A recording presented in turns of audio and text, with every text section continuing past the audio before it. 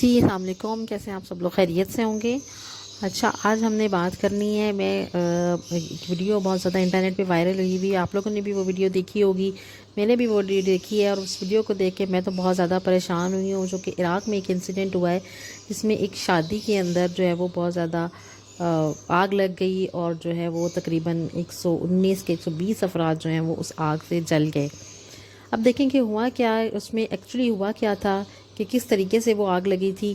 کہ جب سارا فنکشن ہو گیا، ان کی شادی ہو گئی، جو بھی وہ کرسچن کمیونٹی کے وہ لوگ تھے، کرسچنس تھے، انہوں نے جو بھی اپنا تھا، اس کے بعد جب وہ ڈانس پرفارم کر رہے تھے تو جو جو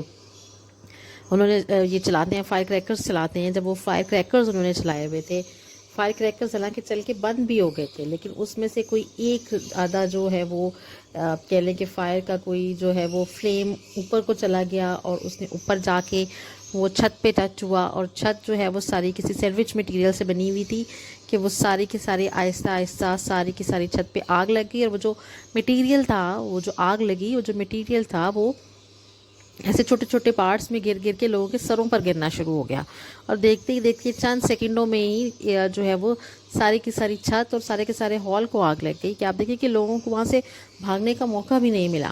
حالانکہ دروازہ کھلتا لوگ باہر کی طرف بھاگتے، ایسی بھی کوئی سچویشن، کوئی سین وہاں بن ہی نہیں پایا، اتنی سویئر کنڈیشن میں، مطلب وہ وہاں پہ ہو گئے، لیکن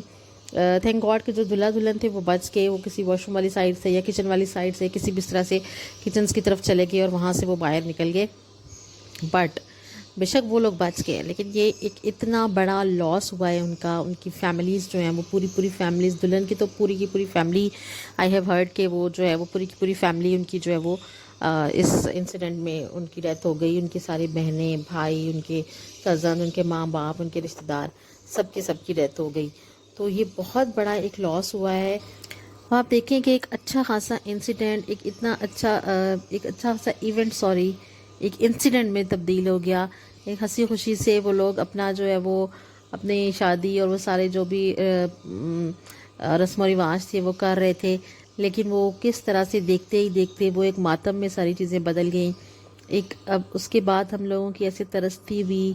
اور ایسے روتی ہوئی تصویریں دیکھ رہے ہیں، جن کو دیکھ کے ہمیں خود بھی بہت زیادہ افسوس ہو رہا ہے۔ وہ ان ساری چیزوں سے ہمیں ایک سبق سیکھنا چاہیے، دیکھنا چاہیے کہ ہمیں اس طرح کے کام نہیں کرنے چاہیے، اتنے زیادہ شادیوں پہ ہمارے ہاں، ایون پاکستان میں بھی، دوسرے ملکوں کی طرف دیکھ دیکھ کے یہ رواج ہوتے ہیں نا، جو ہم اپنی چیزوں میں انکارپوریٹ کرتے جاتے ہیں۔ پاکستان میں بھی آپ دیکھیں کہ اسی طرح سے اتنا پیسہ شادیوں پہ لگایا جاتا ہے، اتنا خرچہ کیا جاتا ہے، خدا نخواستہ کسی کی بھی شادی میں اس طرح کا کچھ ہو جائے تو سارا جو ہستی بستی چیزیں، ہستا بستا لوگ، فیملیز، سب کچھ جو ہے وہ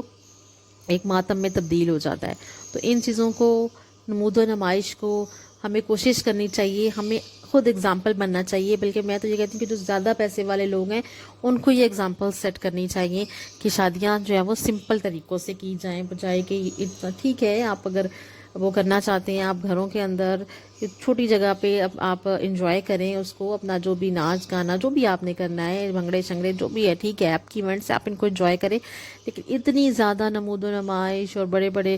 فنوس لگا کے اور لائٹس لگا کے اور بے تحاشا خرچ کر کے، جس کا کوئی فائدہ نہیں ہونے والا ہوتا، کچھ بھی نہیں ہونے والا ہوتا، اتنا زیادہ کر کے تو آپ جو ہیں وہ ایک فضول خرچی ہوتی ہے نا یہ، اور فضول خرچی میں ہمارے دین میں سختی سے منع کیا گیا ہے، تو آپ کو ان ساری چیزوں کے جواب دینے پڑیں گے، تو ان چیزوں سے اوائڈ کرنا چاہیے، ایسے انسیڈنٹ سے سبق سیکھنا چاہیے۔ اور یہ بہت ہی دکھی انسیڈنٹس ہیں، جس میں کتنی ساری سٹوریز ہیں اس ٹائم ہمارے پاس، کہ کتنے قریبی لوگ جو ہیں وہ لوگوں کے اللہ کو پیارے ہو گئے۔ بس اللہ پاک جو ہے وہ لوگوں پر رحم کرے، ہم لوگوں پہ رحم کرے، پاکستانیوں پہ، مسلمانوں پہ بھی رحم کرے، اور مسلمانوں کو ان چیزوں سے سبق سیکھنا چاہیے، اور اپنی شادیوں کو اپنے لیے آسان بناؤ، کیونکہ ہمارے دین نے شادی کو بہت آسان بنایا ہے، تو ہمیں بھی شادی کو ایک آسان بنانا چاہیے، اپنے لیے مشکل نہیں بنانی چاہیے۔